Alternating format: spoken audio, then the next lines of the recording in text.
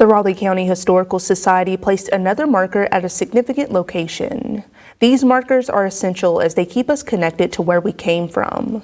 They also provide fascinating facts. Newswatch reporter Mike Teeney joined them as they remembered.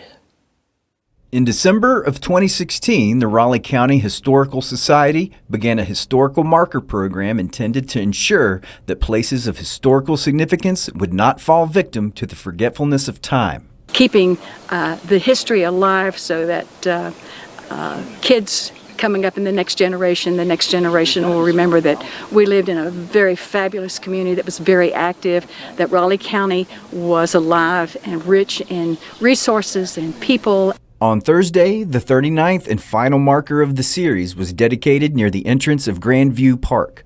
The marker commemorates a monitor built by the country's first major timbering entrepreneur, James Robert Beatty.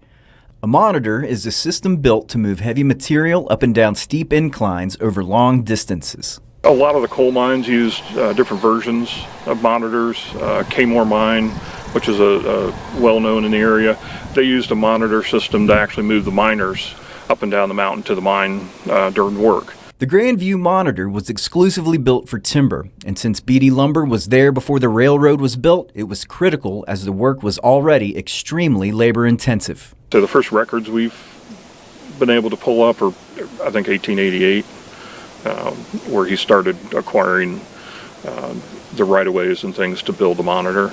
Even with the assistance of the monitor, the work was still so intense that Beatty had the first steam locomotive railroad built in Raleigh County.